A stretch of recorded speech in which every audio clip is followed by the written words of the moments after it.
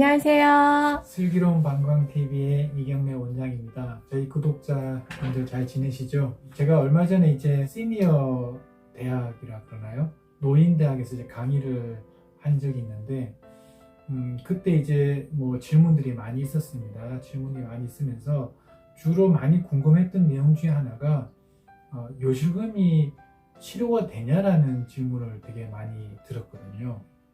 많은 분들이 요실금은 치료가 되는 게 아니라 그냥 나이가 들면서 당연히 그냥 계속 지속되는 노화의 하나의 과정이라고 생각을 하시고 치료가 되는지를 몰랐다는 거예요. 또 하나는 그게 비뇨의학과 가서 치료를 하는 건지도 몰랐다는 사실을 이제 새삼 또 알게 되었습니다.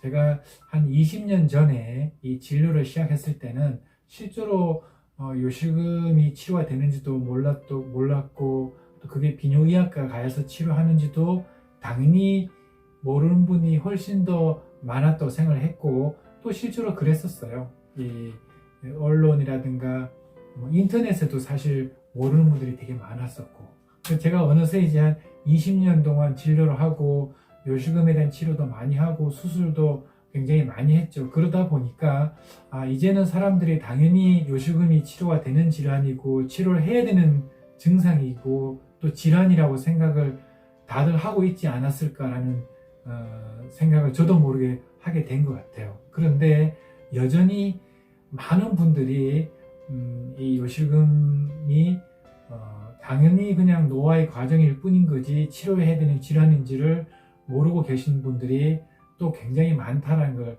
알게 되었습니다. 최근에 제가 또 진료를 하면서 이 질건조증이 상당히 많이 있는데 많은 분들이 이걸 치료를 해야 되는지 모르고 참고 지내고 어딜 가야 되는지 모르고 이런 걸 또 느끼게 되었거든요. 그래서 사실 지난번에 그 질건조증에 대한 얘기도 한번 했었었죠. 그죠? 여전히 이 여성 비뇨의학 질환은 많은 분들이 어떻게 해야 되는 건지 이게 치료가 되는 건지 어디를 가야 되는 건지를 모르는 분들이 너무 많구나 라는 생각을 하게 되었고 우리가 이제 그런 얘기를 하죠. 사각지대라는 얘기를 합니다. 지금 이 21세기 대한민국에서 내가 아프면 어디라도 갈 수 있고 갈 수 있는 병원이 이렇게 많이 있기 때문에 내가 이걸 어디를 가야 될지 물론 좀 더 나아가 좋은 병원을 찾기 위한 고민을 할 수 있겠지만은 내가 이거는 어느 과를 가야 되고 이게 치료가 되는지를 모르는 분들은 없을 건데 대부분은 여전히 그렇지만은 대부분은 다 알고 있지만은 여성 비뇨 질환에 대해서는 아직도 훨씬 더 많은 사람들이 이게 치료가 되는지 어딜 가는지 모른다.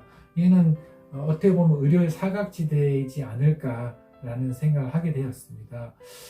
왜 그런 게 유독 여성 비뇨 질환이 그렇게 된 걸까라는 생각을 좀 해보면은 사실 여성 입장에서 소변과 관련된 거는 어떻게 보면은 산부인과보다 가기 더 힘들다고 얘기를 하거든요.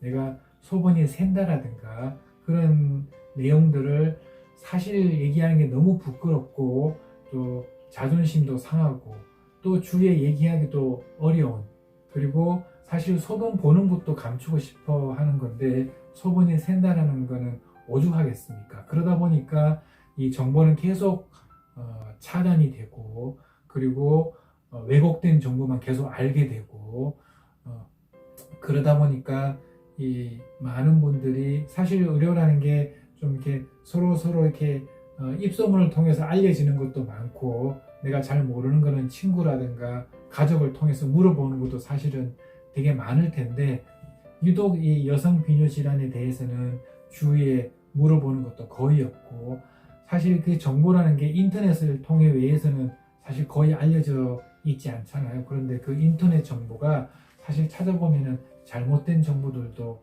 굉장히 많이 있거든요. 그러다 보니까 유독 이 여성 비뇨 질환에 대해서만 정보들이 많이 안 알려져 있고 공유가 많이 되고 있지 않고 또 실제로 내가 그 증상을 얘기하기가 너무 부끄럽거나 또는 자존심이 상하는 일들이 생기다 보니까 이게 이제 점점 이제 의료 사각지대처럼 굳어진 게 아닌가라는 생각을 합니다.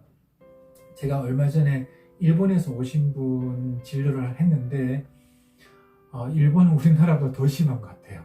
거기는 요실금 수술이 있는지도 모르고 요실금에 대한 얘기를 하는 게 거의 이렇게 터봇이 돼 있는, 정말 나만 알고 있는 질환이기 때문에 일본 사람들이 대부분은 치료를 거의 안 한대요. 수술도 어디서 해야 되는지도 잘 모르고 알려진 내용도 거의 없다라는 거죠. 일본은 우리나라보다 인터넷이라든 정보가 이제 알려져 있지 않고, 그러다 보니까 이게 우리나라만 그런 줄 알았는데 사실은 일본은 더하다라는 생각이 들어가지고, 그분이 사실은 일본에서 치료가 안 되는 줄 알고 저희 병원에 오신 거거든요. 그래서 다른 나라는 더 심할 수도 있겠구나 라는 생각을 좀 하게 되었습니다. 그래서 그래도 어떻게 보면은 우리나라가 다른 나라보다는 사정이 좀 더 낫지 않을까 하는 생각을, 그런 위로를 좀 받은 경우가 있는데, 어쨌든 간에 여성 비뇨의학 질환이 숨긴다고 해서 좋아지지도 않고, 대부분의 여성 비뇨의학 질환은 나이가 들면서 점점 더 심해지는 경향이 있습니다. 일례로 제가 옛날에 그 요실금 수술을 한 분이 있는데, 이분이 요실금 패드를 자그마치 20년 동안 하면서 이 요실금이 문제가 아니라 피부 질환이 문제가 돼가지고 병원에 오신 분이 있거든요.